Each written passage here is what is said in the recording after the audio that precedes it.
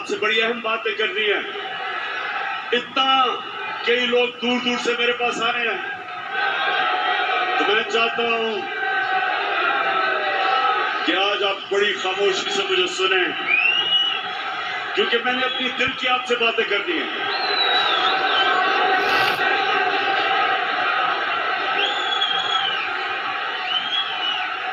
میرے پاکستانیوں،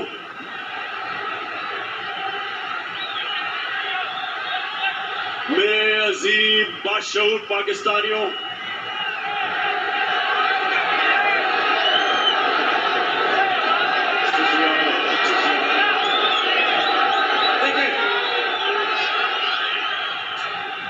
میں نے آج آپ کو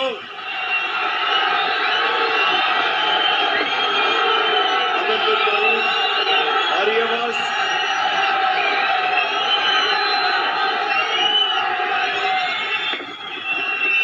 میں نے عمر بن فاروق پہ آپ کو جو دعوت دی اس کا کیا مطلب تھا کہ پاکستانیوں یہ یاد رکھے کہ ہمارا ملک ایک نظریے کے تحت بنا تھا، اور وہ نظریہ جو پاکستان کا تھا وہ ایک اسلامی فلاحی ریاست تھی جو کہ مدینہ کے اصولوں کے اوپر کھڑا کرنا تھا ہم نے. تو میرے سے لوگ پوچھتے ہیں عمران خان تم دین کی اتنی باتیں کیوں کرتے ہو؟ میرے سے لوگ پوچھتے ہیں کہ آپ دین کو سیاست کے لیے کیوں استعمال کرتے ہیں؟ تو میں آج آپ کو سب کے سامنے پہلے یہ جو میرے دل کی بات ہے وہ یہ ہے کہ آج سے 25 سال پہلے جب میں نے اپنی جماعت بنائی تھی تو میں صرف اس لیے سیاست میں آیا تھا کہ ہم نے نظریہ پاکستان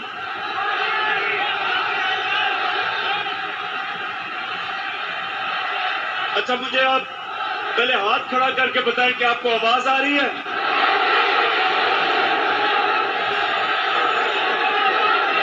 سب کو آواز آ رہی ہے؟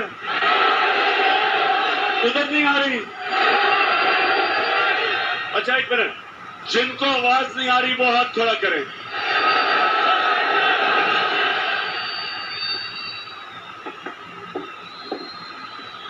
فیصل یہ چیک کرو اس کا کیا مسئلہ ہے، وہاں نہیں آ رہی آواز ان کو؟ نہیں، جدھر آواز نہیں آ رہی ادھر ہاتھ کھڑا کر کے بتائیں. ادھر نہیں آ رہی. اچھا میری بات سنیں، مسئلہ یہ ہوا ہے کہ اتنا بڑا جلسہ ہو گیا کہ سارے جو ہم نے انتظامات کیے ہوئے تھے نہ وہ لائٹیں جل رہی اور نہ آواز آ رہی ہے، تو تھوڑی دیر آپ کو صبر کرنا پڑے گا. یہ ٹھیک کر رہے ہیں سسٹم کہ آپ کو آواز آئے، لیکن اب تھوڑی خاموشی سے سنیں میری بات. جن کو آواز آ رہی ہے وہ سنیں. دیکھیں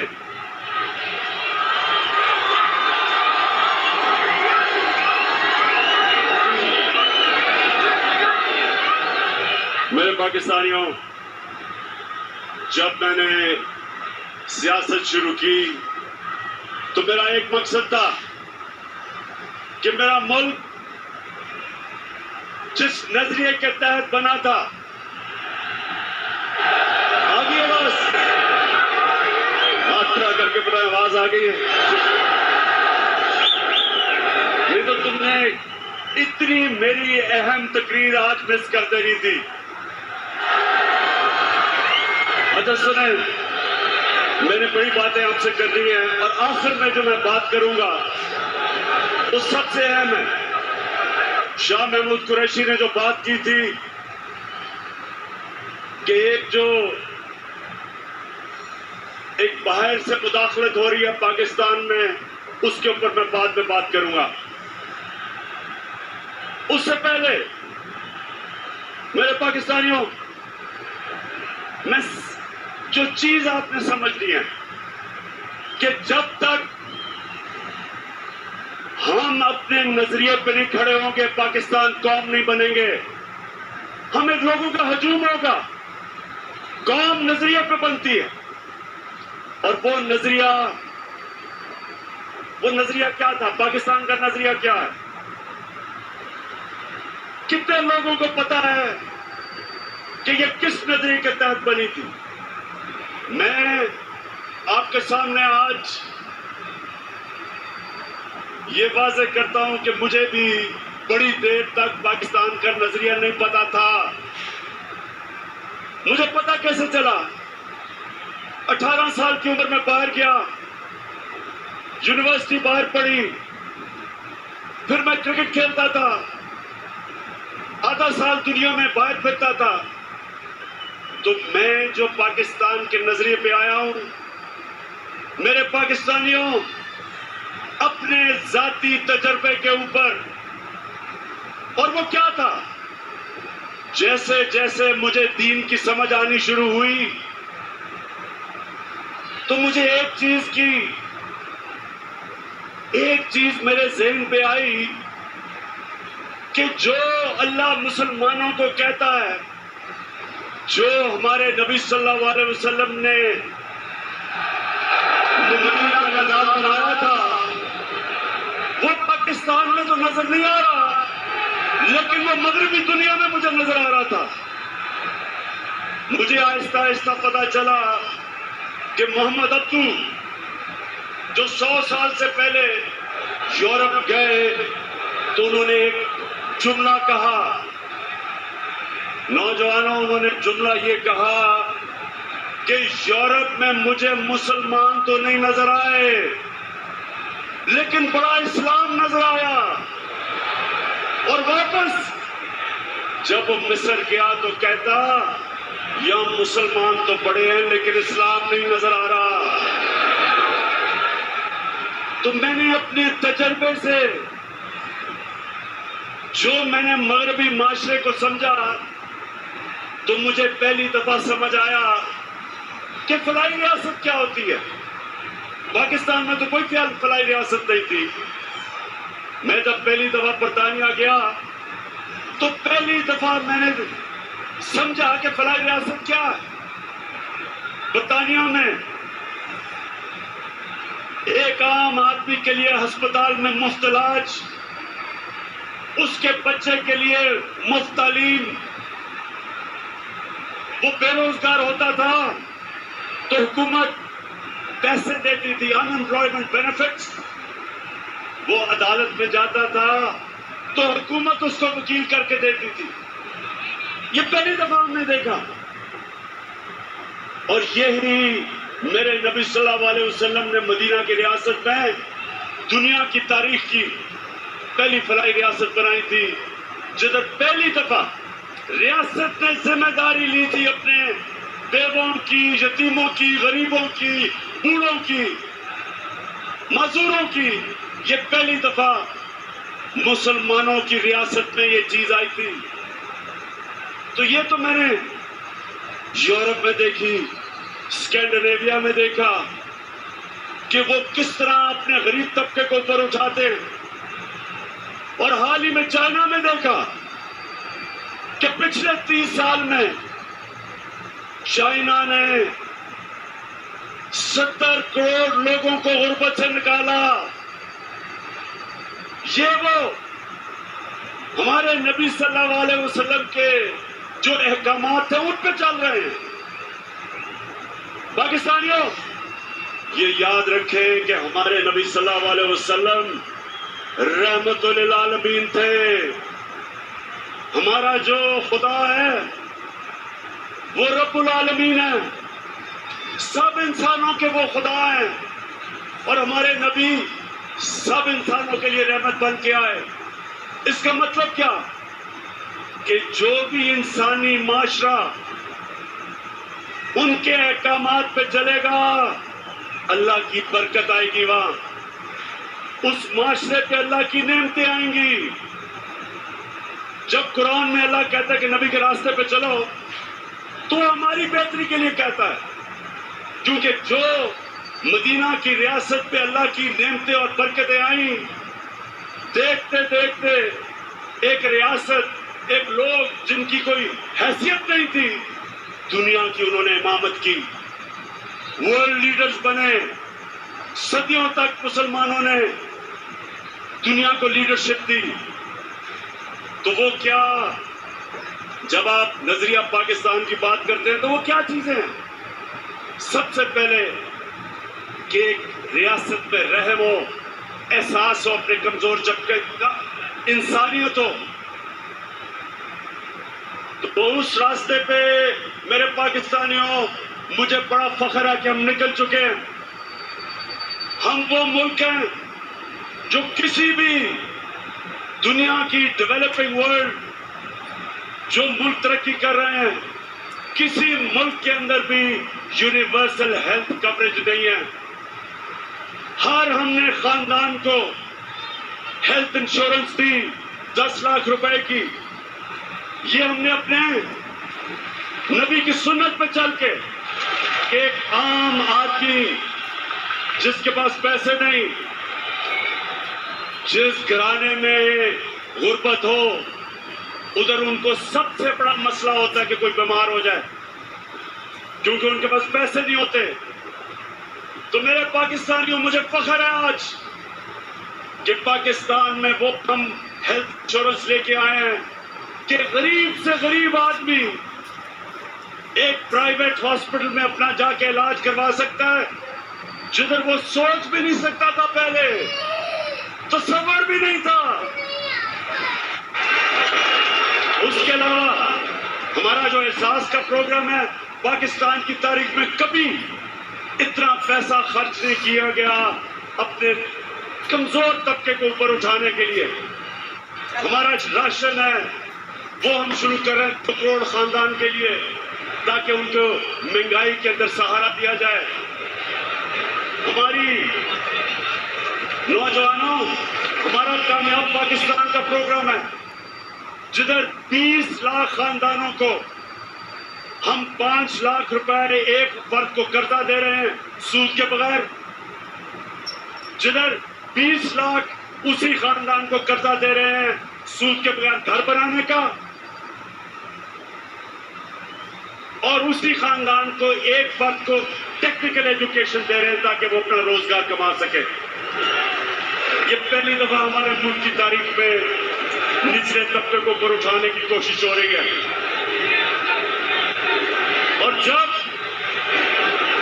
میرے نوجوانوں ہمارے پاس ٹیکس پہ پیسہ آیا، ہمارا ٹیکس بڑھا، تو سب سے پہلے میں نے کام کیا 250 ارب روپے کی ہم نے سبسڈی دے کے پٹرول کی قیمت بجائے 10 روپے بڑھانے کی 10 روپے کم کی۔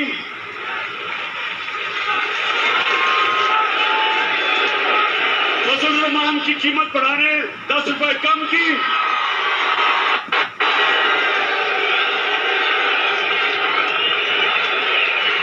اور بجلی کی قیمت 5 روپے یونٹ کم کی، 250 روپے کی ہم نے سبسڈی دی۔ اور میں آپ کو آج یقین دلاتا ہوں کہ جیسے جیسے میں پیسہ اکٹھا کرتا جاؤں گا، جیسے جیسے میں ٹیکس کا پیسہ اکٹھا کرتا جاؤں گا، وہ سارا پیسہ میں اپنی قوم پہ خرچ کروں گا، ان کے لیے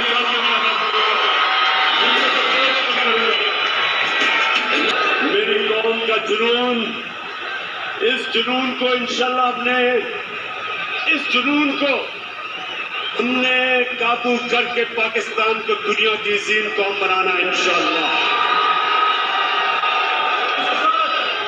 سنتے رہے میرے پاکستانیوں، میرا جو قبلہ ہے، میرا جو نظریہ ہے، وہ میں 25 سال سے اس نظریے پہ کھڑا ہوں، اور میرا یہ ایمان ہے کہ ہمارا ملک صرف تب ترقی کرے گا اگر وہ میرے نبی صلی اللہ علیہ وسلم کے راستے پہ چلے، ان کی سنت پہ چلے، اور ان کی سنت تھی مدینہ کی ریاست۔ تو سب سے پہلے انسانیت کا نظام جس میں ہمارے میں رحم ہو، ہم بجائے امیر کو امیر کرتے جائیں، ہم امیر سے ٹیکس اکٹھا کر کے اپنے غریب لوگوں کو اوپر اٹھائیں، اور انشاءاللہ میرا یہ وعدہ ہے کہ جب ہم 5 سال مکمل کریں گے سارا پاکستان دیکھے گا کہ کبھی اس ملک کی تاریخ میں کسی گورنمنٹ نے اتنی تیزی سے پاکستان کی غربت کم نہیں کی. دوسرا، میرے نبی صلی اللہ علیہ وسلم نے جو مدینہ کی ریاست میں ان کا دوسرا حکم تھا وہ قانون کی حکمرانی. انہوں نے کہا میری قوم یہ سن لو، یہ آج بڑا ضروری آپ کے لیے سمجھنا ہے کہ میں ان کو کیوں نہیں NRO دیتا، کیونکہ میرے نبی کا فرمان تھا کہ تمہارے سے پہلے بڑی قومیں تباہ ہوئی، جدھر چھوٹا چور چوری کرتا تھا تو اس کو جیل میں ڈال دیتے تھے، اور جو بڑا ڈاکو چوری کرتا تھا اس کو NRO دے دیتے تھے. یہ میرے پاکستانیوں، یہ صرف پاکستان کی بدقسمتی نہیں، یہ ساری دنیا میں ڈیولپنگ ورلڈ غریب ملکوں کی سب کی یہ بدقسمتی ہے. کوئی بھی غریب ملک اس لیے غریب نہیں کہ اس میں وسائل کی کمی ہے، وہ غریب اس لیے ہوتا ہے کہ اس کے طاقتور ڈاکوؤں کو ان کا قانون کا نظام نہیں پکڑ سکتا، جس کو وائٹ کالر کرائم کہتے ہیں، ان کو وہ نہیں پکڑتے، ان کو NRO دیتے ہیں. وہ بڑے ڈاکو جو پیسہ چوری کر کے غریب ملکوں سے چوری کر کے آف شور اکاؤنٹس، بڑے بڑے محلات، لندن میں محلات یہ جو لیتے ہیں، یہ تباہ کرتے ہیں ملک کو. چھوٹا چور ملک کو تباہ نہیں کرتا، بڑا ڈاکو ملک کو تباہ کرتا ہے. جس طرح کے یہ 3 اسٹوڈنٹس، یہ 3 چوہے یہ جو اکٹھے ہوئے ہیں، 30 سال سے ملک کو لوٹ رہے ہیں. یہ 30 سال سے یہ مل کے ملک اس ملک کا خون چوس رہے ہیں. ان کی اربوں اربوں ڈالرز، روپے کی نہیں، ان کی ڈالرز کی پراپرٹیز باہر پڑی ہیں، ان کے آف شور بینک اکاؤنٹس ہیں. اور یہ سارا ڈرامہ ہو رہا ہے کہ کسی طرح جنرل مشرف کی طرح عمران خان گھٹنے ٹیک کے ان سب کو NRO دے دے. یہ سارا ڈرامہ ہے. پہلے دن سے بلیک میل کرنے کی کوشش ہے. جب موقع ملتا ہے حکومت کو گرانے کی صرف ایک وجہ سے کوشش کرتے ہیں کہ جناب ہم کوئی خاص اللہ کے مخلوق ہیں، ہم چوری کریں، ڈاکہ ماریں، ان کو کوئی خاص ایسی مخلوق ہے کہ ان کو سب کچھ معاف ہو جانا چاہیے. اور جنرل مشرف نے جو اس قوم پہ ظلم کیا، ان کے پریشر میں آ کے اپنی کرسی بچانے کے لیے، اپنی گورنمنٹ بچانے کے لیے اس نے اس ملک کے اوپر جو جرم کیا، ان چوروں کو NRO دیا. اس کی وجہ سے لوٹ مار ہوئی 10 سال. آج جو ہم بوجھ اٹھا رہے ہیں، ہم جو ان کے لیے ہوئے قرضوں کی قسطیں ادا کرنے پہ جو ہم بوجھ اٹھا رہے ہیں، وہ صرف اور صرف اس لیے کہ جنرل مشرف نے اپنی حکومت بچانے کے لیے ان کو NRO دیا. تو یہ تیار ہو جائے نوجوانوں، عمران خان جو مرضی یہ کر لے، حکومت جاتی ہے جائے، جان جاتی ہے جائے، کبھی ان کو معاف نہیں کروں گا.